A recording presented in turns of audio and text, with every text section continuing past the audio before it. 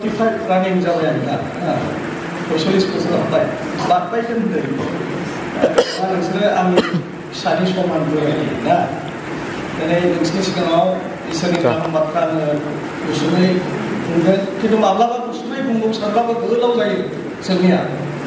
स्कुलाव लेक्सार होबाय थाइजौ होबाय गथ'फोरनो गोलाव जालाङो आरो दिनै गोजोननाय मोनदों शालम बाइबेल कलेजनि गोबां जोंनि स्टुडेन्टसफोर दङ बेनो प्रथम निस्सय आङो नोंसोरनि सिगाङाव इसोरनि गाहाम बाथ्राखौ बुंगोन माब्लाबा बे थिय'ल'जि फरायग्राफोरनि सिगाङाव इसोरनि गाहाम बाथ्राखौ बुंनो बिफाफोरखौ जेखियानो जादों जोङो आङो दहाय इयुनाव आंनि माखासे बिनो गोसो जादों स्पन्सर खालामनो नंगौ आङो खालामबोदोंमोन खिन्थु बे लकडाउननि समाव आङो हरनो हायाखै दाबो गोबां बाखि जानानै दं आङो दाहार जानानै दं बाखि जानानै दं इयुनाव हरनो हायाखै आं सानो इयुना निमाहा होगोन इसोरा निस्सय आंखौ मदद होबाय थागोन इयुनफोरखौ मदद होनो दा फैगोन बोसोरावबो निस्सय जाखागोन खेलाया आङो जेननायनि प्राइजखौसो होगोन जेननायनिखौसो आं होगोन जाहाथे देग्लाय जेनग्राफ्रा खालमासि देरहाहैयो खालमासि देरहाहैयोब्ला नोंसोरनो होनाय नङा आं जेनग्रा थ्र'बलनि आरो फुटबलनिखौ रानार आपनि प्राइजखौ आं होगोन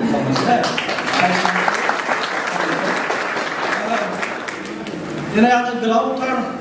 बुंनो सानाब्लाबो अननानै बुंफ्लांबायोब्ला निमाहा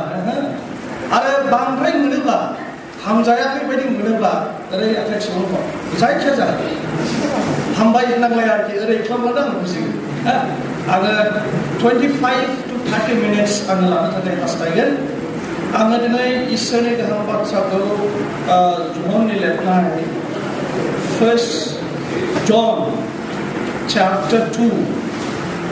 possibly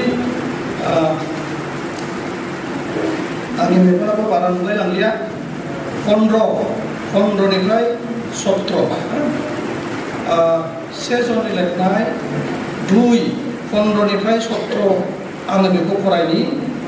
नोंसोरो संसारखौ एबा संसारनि मुंसेखौबो अननो नाङा सोरबाया संसारखौ अनोब्ला बियो बिफाखौ अना मानोना संसाराव दंनाय मानिया मोदोमनि लुबैनाय मगननि लुबैनाय आरो संसारनिखौ लानानै गोग्गा जानाय बे गासैबो बिफानिफ्राय नङा संसारनिफ्रायसो बे संसार आरो मानसिनि लुबैनाय संसारनि गासैबो मुवाफ्रा जोबलाङो नाथाय जायहा इसोरनि गोसो बादि मावो बेयो अरायबो थायो बे इसोरनि गाहाम बाथ्रा आङो दिनै बेनिफ्रायनो इसोरनि गाहाम बाथ्राखौ बुंलांनो थाखाय हास्थायगोन दिनै जोंनि फैबाय थानाय लाइमोनफोरनि माखासे गोनां इस्युसफोरखौ आङो बुंलांगोन जोङो मिथिगौ दा मस्ट इम्पर्टेन्ट इस्युसफ्रा माबायदि जालांगासिनो दङ आरो मा जोङो फ्राय नोंथांमोना लेखा फरा गोरोंबो माइन'र व्यक्तिफोर जोंथ' बारा गोरोंस्राया नोंसोरो जोंनिफ्राय साबसिन गोरों बेफोरनि सायाव दा इस्युसफोरखौ नोंसोरो बयबो मिथिगौ दा आङो दिनै माखासे इस्युसफोरखौ बुंनो सानदों number 1 issue living out their faith दिनै गोबां जोंनि लाइमोनफ्रा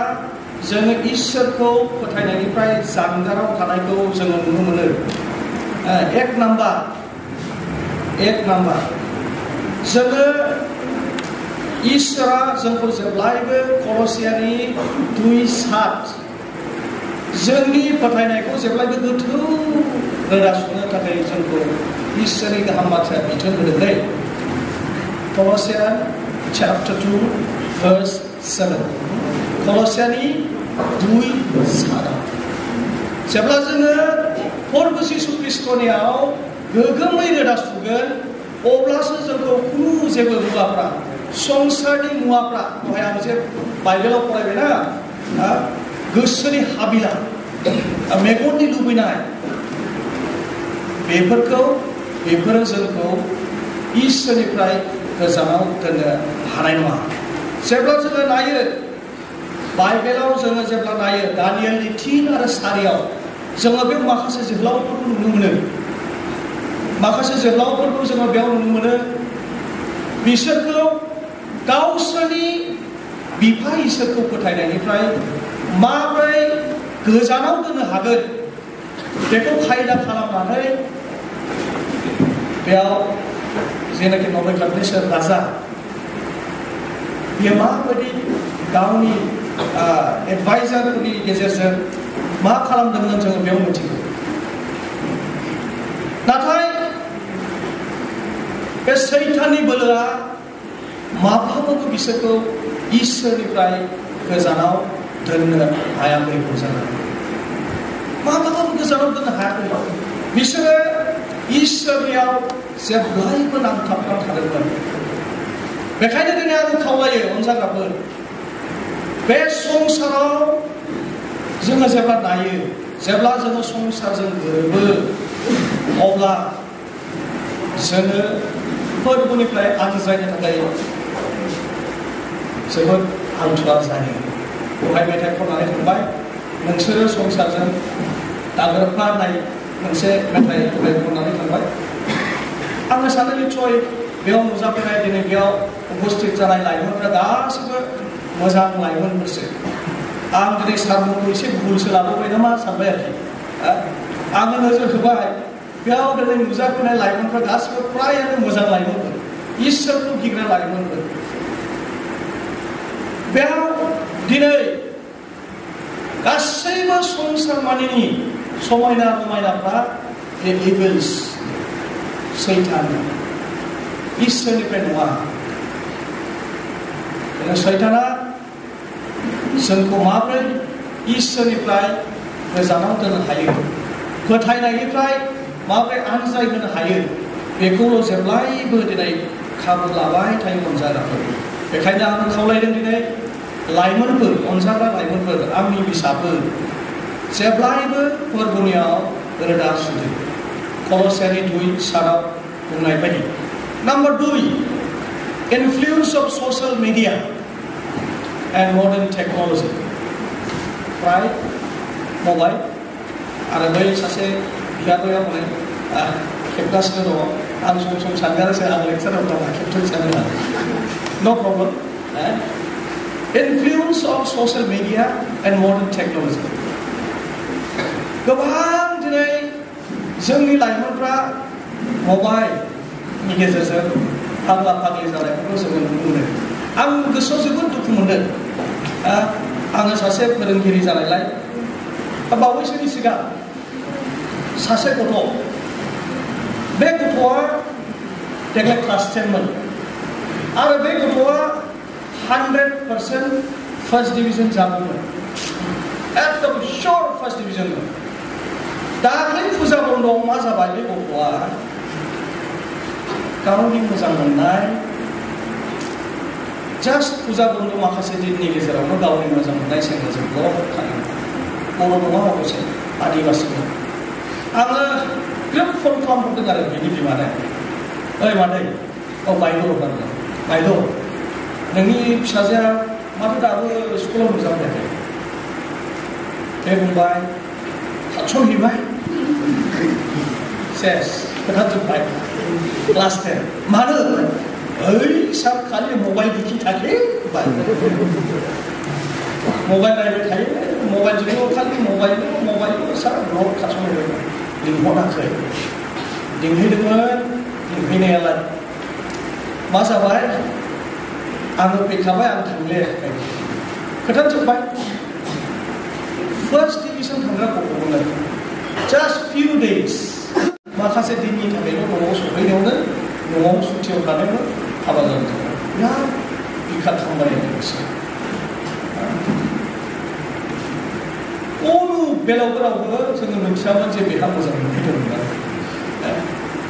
बिराद बायग'था गथ', भेरि अबिडियेन्ट, सिरियास स्टाडियाव। अब्लाबो दिनै बे मडार्न टेक्न'लजिनि जिनाखि एडभान्समेन्ट जे दिहुननाय बेफोरजोंनो बुरखायजाना जोबोद गोरलै जाबाय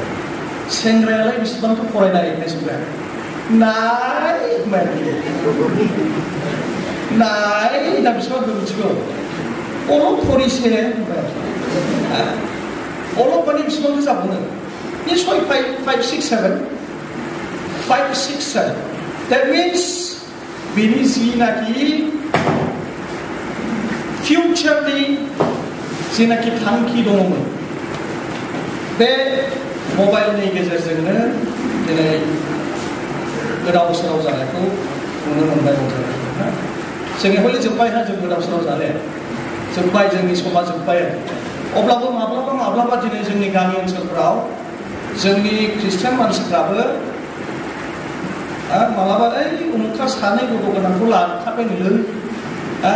मालाबा बै हिनजावाबो सानै साथाम फिसा गोनांखामोन उमुखजों खारलांबाय नोलै आजिखालि मबाइलाव फेसबुकाव एकदम सानफ्रोमबो बेनोल' नंगौना नङा सानफ्रोमबो बेनो हालाय खालायाखै नायनो बिराद दुखुनांथाव जों बायदि हाबा जाखानाय मानसिफ्रासो बांसिन सेंग्रा सिख्लाफ्रा एसे खमसै खारना जाहैबाय आङो सानदों माब्लाबा एसे खम बैसोआव हाबा जानायफ्राबो एसे बेबायदि समस्यायाव लानो नामा होननानै आङो सानखुमायो आरोखि माब्लाबा दा बांद्राय जोङो मेगननि लुबैनायाव नोजोराव जिनाखि मेगननि लुबैनाय बेयावबो जोङो सम गोग्लैयो आरोखि फेसबुकाव नायनोसै गोबां रोखोमनि इनफरमेसन मोननोसै जोङो निउसफोर मोननोसै मोजां सिख्लाफोरनि महरहाय फ्रेन्ड रिकुवेस्ट खालामनोसै दाख्लै ओरैबायदि जाबाय सासे गथ'लाय आरोखि आं बांसिन सारमोन होब्ला प्रेक्टिकेल होनो लुबैयो आरोखि दाख्लै सासे गथ' जाबाय 16 बोसोरावल' हाबहांजेनदों आरोखि जास्ट 15 बोसोरनि लाबाय ख्रिस्टियान मानसिया ख्रिस्टियान मा जाबाय बियो ओरैबायदि मा सानदों गोसोआव बुंनो हालिया मानसिफोरनि बेरे सिन्दुर ला थुनानै हाबा जानायफोरनि पिक्सारफोरखौ नुयोना मा सानबाय बियो 15 बोसोर एसेल' बारदों जास्ट गावनि लिपस्टिकखौनो गावनाव रेडला होनानै फेसबुकाव लांगाबबाय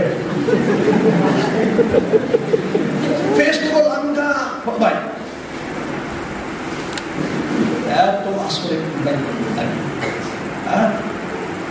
सासे मानसिया खेबखानानै बुंबाय मिथिया संसारनि मानसियानो नोंखौ हाबा जादोंना फिथाइ मोननायलाय नोङो होनना बुंबाय खोथायाथ' कारेक्ट 15 बोसोर बारदों नोङो सिन्दुर ब्ला थुनानै जुदि फेसबुकाव हगारोब्ला नोंखौ सोर सेंग्रा नायबावनो नायनाय नङाना एकदम बे ससियेल मिडियाआव हगारनायफोरनि गेजेरजों माने एट्राक्सनाव फैबाय बिराद दुखुनांथाव बेफोर दा आजिखालिनि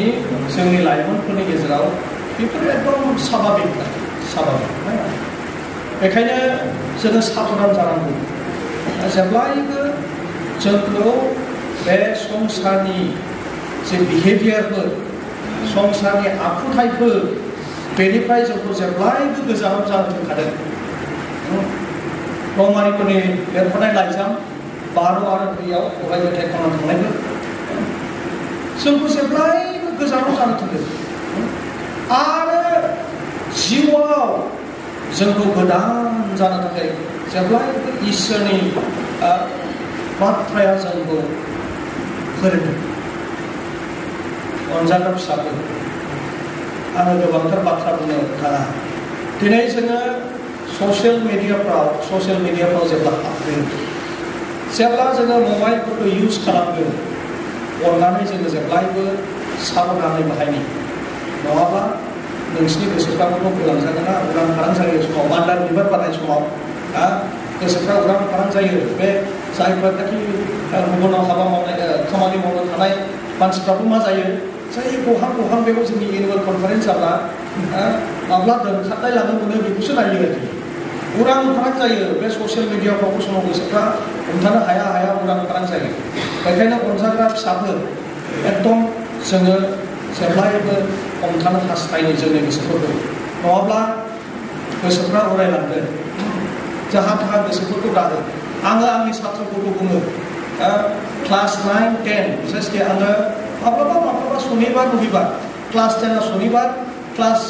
9 रबिबार बेलासियाव माब्लाबा आङो बिसोरखौ लोगो लानानै काउन्सिलिं होबाय थायो टाइम टु टाइम मानो होनब्ला काउन्सिलिंआ जोबोद गोनां काउन्सिलिं होसेयावबो सासे ब्लक मावबाय आरो माजों मावो काउन्सिलिं होसेयावबो सासेया ब्लक लांबाय आरो बेबायदि जायो हमथानो हाया बिसोर जै बे बेमाराव हाबबायना आरो गैलिया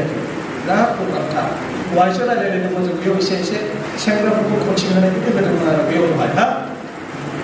बे बेमारफ्रा हाबब्ला बेफोरनि गेजेरजों मबाइलफ्रा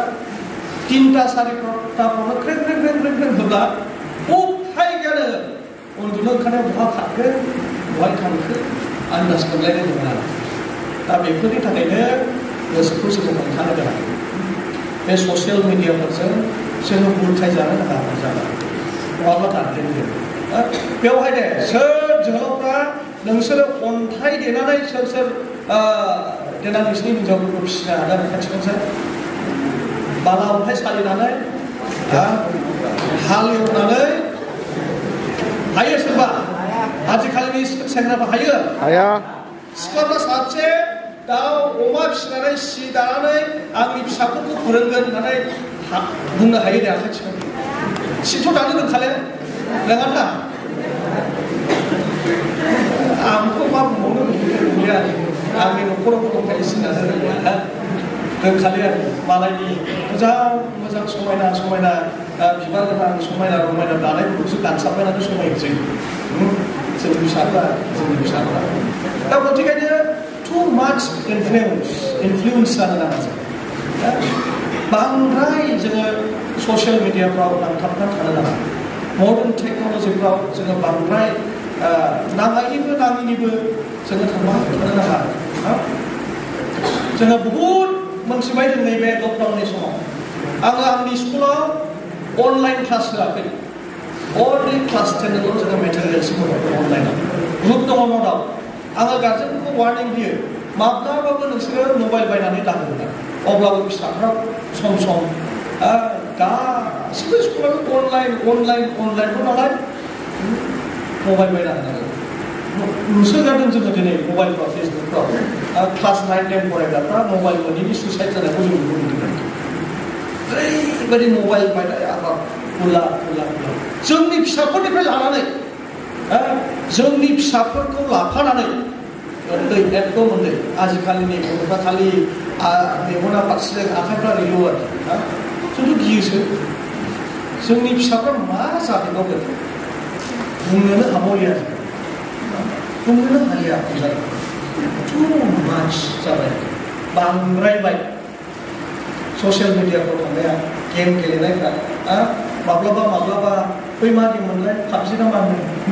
आंथ' रोंखा एकदम रोङा जिर'खा गेम बायदि जिर'खा ओरैबायदि सैखाया आंनि मबाइलावबो फल्डार बानायलायखायो आंनि फिसाज्लाया बिमानावबो फल्डार दं बेखौ दाखालाम होननाय माब्लाबा हगारनानै एसे थामजोंनांगौ जायो आरोखि फिसाखौ ना अभार जाबाय आरोखि मबाइल माथो फाग्ला जाबाय आरोखि गथ' गोरलैनिफ्राय लानानै गथ'खौ फुथुनोबो मबाइल नांगौ आजिखालि even 7, 8 months, 9 months, 10 months, 1 year मबाइलखौ ओरै लोंनासो उन्दुयो आजिखालि एकदम जोनोम जानायनि मास मोनथाम मोनब्रैनिफ्रायनो मबाइल बिमाफ्रा खामानि मावनांगौ मबाइलखौ दिन्थिलांबाय बास थांबाय आं सानो बेयाव दिनै नुजाफैनाय जोंनि लाइमोनफ्रा निस्सय रावबो बिदि गैया जोङो जोंनि मेगननि जि लुबैनाय बेफोरखौ निस्सय हमथानानै दिनै दङ थामथियाव साबस्टेन्स एबिउस जेरै ड्राग्स जानाय जौ लोंनाय बेथ' अभार नंगौना नङा सानसेखालि मोनसे घटना जाबाय आरो बे जोंनि आंनिनो लोगो जोंनि मिसननि स्टिल आमबायग्रा फंबाय सरन फंबाय बिनि बिफा आरो आं बै काजलगावनि कर्टआव आङो मोनसे एफिडेभिट बानायनो थांदोंमोन बे समाव सासे जोहोलाव maybe around 20 years 20 बोसोरसोनिमोन खोमा जि होबाय आयु हाबा सुखुथिसो बे आंनि लोगो सल'नि बिफाखौ बुंबाय ओइ आयौ बेटा जै गोग्लैबाय रंजाखागोनलै आं बुंबाय जै बे जोंनि सिगाङाव गोग्लैबाय रंजाखागोन आं बुंबाय जि होबोखादों आरो दाने हरमान मा जाखो जोंनि सिगाङाव जाल्ला स्कुटिनि साखाया थुप्रुस लांगा जोंनि सिगाङाव आरो हाइरडआव गोग्लैयाखिसै बाहायखौ ओरै हाग्रा जंसन दंमोन न' लांगा हामदोंलै ओंखारलांखाबाय आं ओमफ्राय आंनि लोगो सल'नि बिफा ओइ साला सुप मारानि बोखाबाय बोखांखाखै जोङो हाइरडआव गोग्लैब्लाथ' बे थैखागौमोन साथाम थुप्रुस गारि गुफुरा माने सिगाङाव नुहुरनानै ओंखारदों आं ओरै फैनायखाय जोंहा गोग्लैब्ला हामगोनलै रंजाखानाय ओंखारदों ओमफ्राय साखायानो थुप्रुस गुरुमाबाय आरो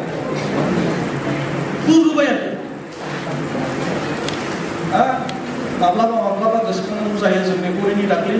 बङाइगाव कलेजाव फरायग्रा बिराद दुखु मोनो गोसोफ्रा थैलायबाय गारि बिदिनो दाबायनानै निसय माबाफोरबो दंमोन खोमा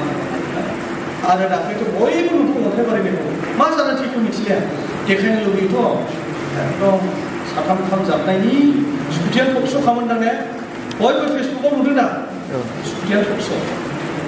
लाइमोनफोर थैब्ला बिखाया क्लाब गुलाब होदों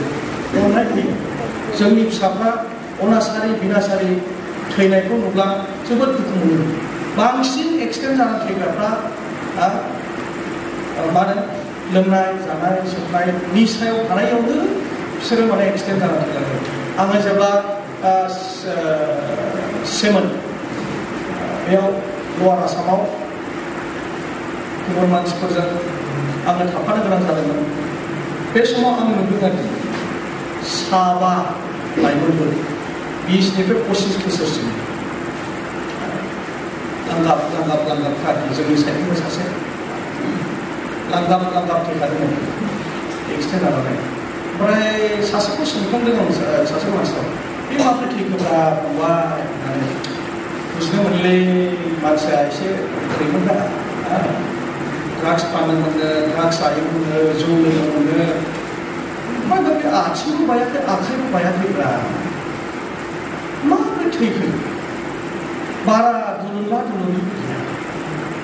ओमफ्राय मालायनो एसे सन्देहआव गावसोर ड्राग्स जाग्रा एसे खोख्लैलायनाय बायदि जादों नामा बायदि आरो खिबुजों थ्रोब सोनानै ओरै खालामदों बायदि आरोखि सिगाङाव आरो जाग्रा लोंग्रा नालाय ओरै मा खालामखो माने बे सिङावनि जिनाखि बायदिसिना अंगफोर दंना बेनि खिनि देखायदोंमोन खिन्थु आघात जायाखै मानसिया आघात जायाखै दिनै गोबां जोंनि ख्रिस्टियान लाइमोनफोरखौ जोङो नुनो मोनदों थारैनो दिनै जोंनि गोथार बाइबेला बिदिखौ बादा होदोंना होआखै बाइबेला मा बुंदों अनजाग्राफोर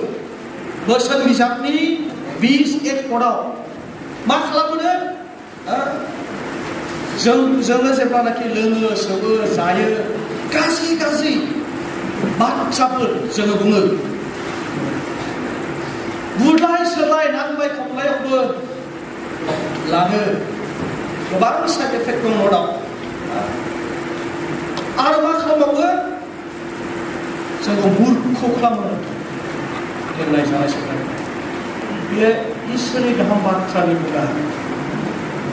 इसोरनि गाहाम बाथ्रानि बुङा आरो मा बुंबावो Ephesians chapter 5 verse 18 एफिसुसनि 18 पदआव मा बुंबावो Do not get drunk on wine which leads to debauchery means bodily pleasure मोदोमनि लुबैनायावबो खोख्लैयो माब्लाबा ओरैबायदिबो काहानिफोर दङ दै गैया नङा दं आं मानसिफोरखौ बुंनो थाङा एकदम मिथिखानाय नुखानाय नालाय मिथिखानाय नुखानाय माब्लाबा जोंनि ख्रिस्टियान मानसिफोरखौ मा होनो जौ फानग्राफोर लोंहैनोसै ना माखासे जौ फानग्राफ्रा गावनि फिसाजोफोरखौ माबोरै हरनो हागोन बेफोरखौबो नायो दै माखासेफ्रा सोरबा सोरबा बिदिबो दङ दा लोंहैबाय थानोसै नुलायबाय थानोसै आरोखि साबमाब्लाबोथ' मेगना एकदम नुहां जायोना समाव मोजां नुनोसै आरोखि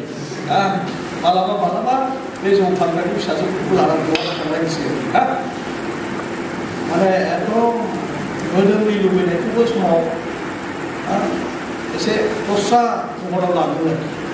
आन्दाज मोनलियाना सोरबा आन्दाज मोनाब्लाबो मोनै बायदि खालामनानै लायो बिदि खालामनानै लायो आरोखि समाव दै बेखायनो जोङो बिराद साबधान जानांगौ बाइबेलाव जोङो जेब्ला नायो दानियेलनि जिबन दानियेलनि 1:8-20 जोङो नायोब्ला नुनो मोनो आरोखि दानियेला गोबां राजतन्त्रआव बयनिख्रुइ साबसिन जानाय लोंनायफोरखौ अफार होजादोंमोन जानो लोंनो बेनो अभाब गैयि गोरों खिन्थु गोसोखौ बिराद हमथानो हादों दानियेलनि 1:8-20 जोङो फरायखांदों 10 दिन सम बिदि बियो जास्ट भेज माने मैगं थाइगंफोरखौ जानानै आंनि सास्थ्रआ बेसेबां जायो नाय बे नोंसिनि राजतन्त्रनि मोजां जानाय लोंनायफोरखौ बे जौफोरखौ आंनो नाङा हमथानो हादों बेखायनो जोङो बिराद साबधान जानांगौ जानांगौ बेफोरनिफ्राय बेखायनो बुंदों जोङो संसारजों जायोब्ला नोंसोर संसारजों लागोन मारिनि दहाय फरायनाय बायदि बार'खौ आं गोलावथार बुंलिया जोबथानायाव sexual immorality and premarital sex बिराद rampant बुहुद जानायफोरखौ जोङो नुनो मोनो मोदोमनि हाबिलायाव थानो हाया जायो समाव सेंग्रा सिख्लाफोर बेयाव सेंग्रा सिख्लाफोर दंखायो आंनि फिसाफोर बायदिब्लाबो बेफोरखौबो बुंनो गोनां जायो बेफोरखौबो जोङो बुंनो गोनां जायो आरो 2 करिन्थियानि लिरनाय 8:18 बुंदों flee from sexual immorality मोदोमनि हाबिलानिफ्राय खार जेब्लायबो जोङो दिनै गोजान जानो नांगौ मानोथो दिनै 18 बोसोर 19 बोसोरफोरखौ थगाय दिनै हाबा होनो गोनां जादों मानोथो दिनै मण्डलिफ्रा हाबाफोरखौ बन्द खालामनो गोनां जादों गोबां जोहोलाव सिख्लाफोरनिखौ पस्टपन खालामनो गोनां जादों हिनजाव फैखाबाय हौवायाबो लायखाबाय मोजां मोननानै खिन्थु पस्टपन मानो लाबोयो खारना बेनो नोंनो इसोरा पारमिसनखौ होथ'वाखै पारमिसन होनायनि सिगांनो जोङो मोदोमनि हाबिलायाव हमथानो हायैनि थाखाय दिनै बेबायदि अबस्था जानो गोनां जादों दिनै बे मेडियानि जि इनफ्लुयेन्स थुलुंगानाय बेयाव दङ आरोखि माखासे मबाइलफोरनि गेजेरजों बेफोरो दिनै गोबां जानो थांगासिनो दं आरो जाबाय थागासिनो दं दाख्लैसो नगावआव बे IPS आनन्द सोरबा दं दा सासे IPS फेमास थार आरो दा आनन्द मिश्राया दाख्लै 11 बोसोरनि सासे गथ'खौ बेबायदिनो गाज्रि सिनेमाफोर नायनाय नुनो मोनदों बिनि बिफाया बहुद रायजादों सोरखारि जादों दिनै बेफोरनो मोदोमनि हाबिलाखौ दिनै एसे गाबोन एसे बारायलांनाया गाज्रियाव जोंखौ गेलेयो नाथाय बाइबेला दिनै जोंनि थाखाय मोनसे बिराद गिदिर फोरोंनाय जोङो नुनो मोनो बाइबेलाव जसेफनि जि खामानि जेनेसिस 39:1-23 जोङो जेब्ला फरायो अब्ला जोङो बेयाव एकदम बिराद मोजां जोङो गावखौ माबोरै कन्ट्रल खालामनो हागोन बेनि सलुसन दङ बेनि सलुसन जोङो बेयाव मोनो बेयाव मोनसे सलुसन दङ बे मोदोमनि हाबिलानिफ्राय गावखौ हमथानो थाखायब्ला बेयाव मोनसे दङ जाहैबाय The Lord is with Joseph or with him नाय बे एकनिफ्राय 23 मोनब्रै दोनखारलायनाय नुयो माने फनाव दिनै एसे गाबोन एसे बारानिफ्राय बारा रायलायलायनानै नैबे लामायाव थाङो दाख्लै एब्र'हाय आंनि बिखुनजोनो मबाइल फिसा फैदों नायग्रा गैया आरोना जोंनि सेक्रेटारिया नुखाबाय दा फोजोब्बायसो हा गोलावथार लाबाय आं फोजोब्बायसो लाबोथ' दे माने गाव हाबा जाखांबाय नालाय बेखायनो बुंखाबाय आदसा मा जाबाय मबाइल फिसा नालाय नुवा दा महर नुवा एकदम फन हरबाय थायो दानिया आंनि बुरिया थिखोबाय आरो थिखांनायनि उनावहाय है মই বুড়ি আছো মইতো বুড়ি মানুহে কি ফোন করে থাকে আনি বুড়িয়া रं नाम्बार फैबाय थायो आरो आंनि बिखुनजोनावसो बुरै थाबाय आंनि बिखुनजोआ अब्लाबो आरो आंनि बुरियाबाय आंबो हाबा जानायनिसो बे नाम्बारा आंनि आनैनिसो बुरैबाय होनब्लाबो आरो मा हरबावबाय SMS तुम्हार नाम কি भाई तुम्हार नाम কি हरबाय आं बिखुनजोखौ बुंबाय ओइ खबरदार होनना बिखुनजोखौ गोसोफोरा बायब्ला जाला एकदम खबरदार जानांगौ जों सम गादलिनहां नायदो इसोरखौ धन्यबाद गैया जों गादलिनबोआखै जों गादलिनबोआखै बेखायनो जों बायदि जा होननानै आं बुंनाया सेक्रेटारियाबो गादलिनाखै दा नोंनावबो बिदि नायग्रा गैखामोनदां गैया खिन्थु नोंसिनाव थाबाय नालाय बेखायनो आङो फिसाफोरखौ खावलायबाय ना बिराद साबधानै मबाइलखौबो जोङो बाहायनो नङाबा बेयाव गोग्लैगोन जोङो नुनो मोनबाय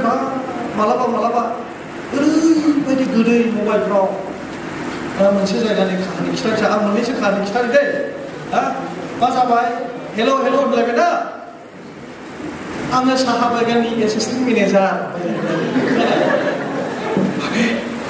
एसिस्टेन्ट मेनेजार जाबाय थांबाय एसिस्टेन्ट मेनेजार नालाय सानसेखालि लोगो लालायना फन हरबाय थांब्ला मा जाहैबाय नुहैबाय गामिनिफ्राय बयकट जानाय साहा बागानाव लेबार साब्रै फिसाफोर थैबाय सिख्ला मानसि बिराद बेबायदि जानायखौ नुयो सानसेखालि मा जाबावबाय बिदिनो आङो जेब्ला इसोरनि खामानि मावदोंमोन बे समाव सासे आइजोआ आंनाव गाबै फन हरबाय थायोमोन आरोखि आदा आंथ' गोदो सिख्ला समाव बिराद आलो गोजोन सुखि संसार जागोन होननानै मोजां मोनब्रेनानै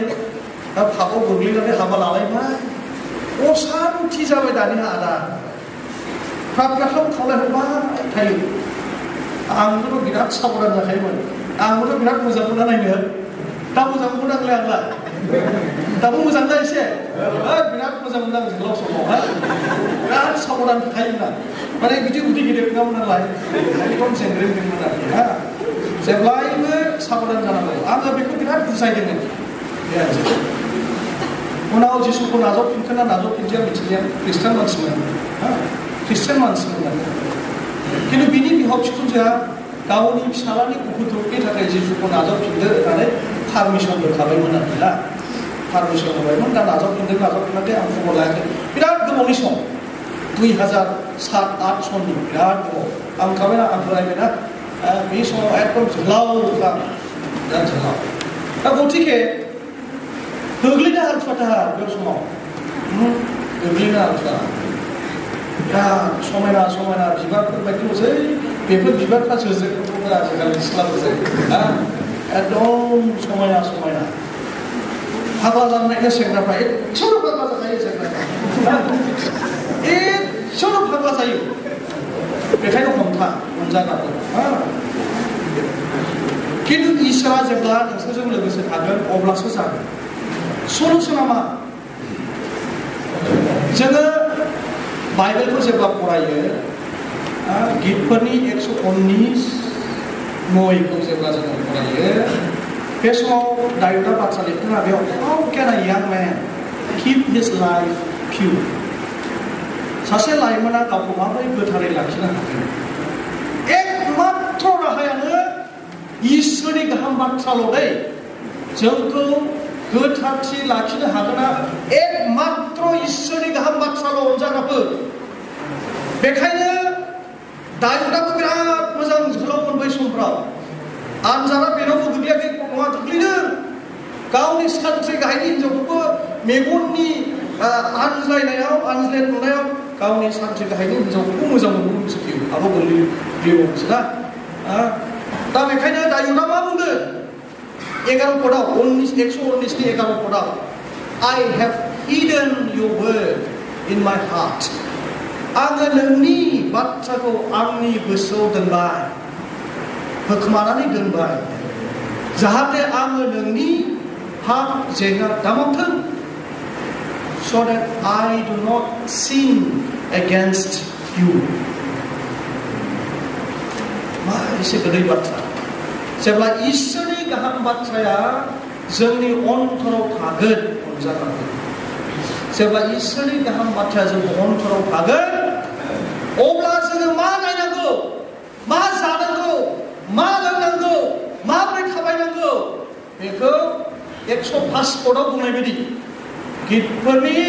105 पदाव बुंनाय बायदि इसोरनि गाहाम बाथ्राया जोंखौ जेब्लायबो दैदेनगोन गाग्लिनायफ्रावबो जोंखौ हमथागोन माबा मोनसे जोङो जाहां जादोंब्ला जोंखौ हमथागोन माबा मोनसे लोंहां जादोंब्ला जोंखौ हमथागोन सोरनिबा महर मोजांखौ मेगन सादोंब्ला इसोरा मेगनखौ एकदम खोबनानै दोनगोन साबथारालै बियो होनगोन आरो सिख्लाफोरखौबो बेलाय बेरगागासो होनगोन आरो बिराद समायनाब्लाबो बे इसोरनि बाथ्राखौ थाखाबाय नामा माबोरै थाबायनांगौ मा जानांगौ मा लोंनांगौ मा मावनांगौ मा नायनांगौ मोनफ्रोमावबो in every step if His word is in our hearts we can be victors जोङो देरहासार जागोन इसोरा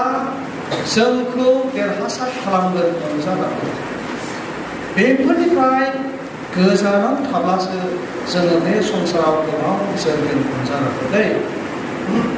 दिनै जोङो साननो हागौ आङो बिमा बिफानिफ्राय गोजानाव दङ आङो गामिनिफ्राय गोजानाव दङ आंनि लोगोफोरनिफ्राय गोजानाव दङ बा आङो आंनि रुम सिङावसो थाखोमानानै पापखौ मावदों आङो आंनि रुम सिङावसो थाखोमानानै पापखौ मावदों साननो हागौ खिन्थु गोसोआव ला अनजाग्राफोर नोङो मा मावदों आङो मा मावदों whether good or bad उपदेशगिरिनि जोबथा सिरियाव जोबथा सिरि 12नि जोबथा सिरिया मा बेयो आंनि मेगना बारा नुयो दै गोलै नुयो खाथियावब्लाथ' नुदानोसो खेर' मुन्दा खेर' सुगु नायसाय बाबु please check last line chapter 12 verses 13 and 14 most probably. Ecclesiastes chapter 12 verses 13 and 14 most probably. Da Kero ombrai de faraयसा de faraयदो de Let us hear the conclusion of the old lady. Hereby and keep this commandment, for this is the whole duty of man. For God will bring you more in darkness, it is security. Whether it is good or whether it is आयदानि जोबथानायाव खेरावफोराव बुंदों गासिबो बे संसारनि रंजानाय बाजानाय मेगननि नोजोर मोदोमनि हाबिला गासिबो मिनिंलेस आरोखि 12 जों फरायलांब्ला everything is meaningless 13 आव बुंदों only the fear of God इसोरखौ गिनायाल' बेल' जोंनि जिउनि थांखि इसोरखौ गिनायाल' आरो जोबथानायाव बुंदों जोङो मा मावा मानो मोजां गाज्रि थाखोमानानै मावब्लाबो इसोरा बेखौ बिसार खालामगोन इसोरा बिसार खालामगोन बेखायनो अनजाग्राफोर रुम सिंफ्राव थाखोमानानै पाप मावनो दासान रुम सिंफ्राव थाखोमानानै बबेबा दंफां सायाफ्राव आजिखालिथ' बिराद मोजां पार्क दङ मोनाबिलि फैगौलायनो मोनाबिलि datang jawab setelah monabil. Anu siman monabili itu mana monabili kacimlah berbeda. Oh cuma sebelah monabili aja baik, ini monabili juga bak soleh jawa ya. Ya biji siman monabili ya sampai. Jangan monabili berat kasih. Malam hari siang punya. Tani kau bunga, kasih mungkin nama lipra, angkasi bunga. Kini semuanya makasih isi kasih perlu kenalan mendengar ya isi. Lengan jangan bilang sulit dengan kenalan. Bagaimana dia bisa berfirman lain peratar pastinya ambaran baik. Sedikit kali sekarang. Moni, misalnya film pernah bagai kamu zapi juga, ya besar.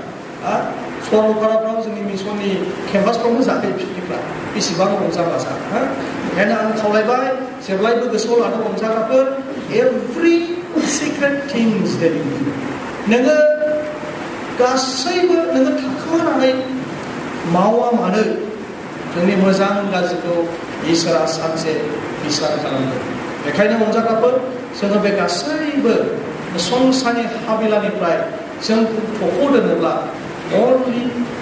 keep the word of God in your heart. नोंनि गोसो गोरबोआव इसोरनि बाथ्राखौ दोन। इसोरा जों बयखौबो बोर होथों।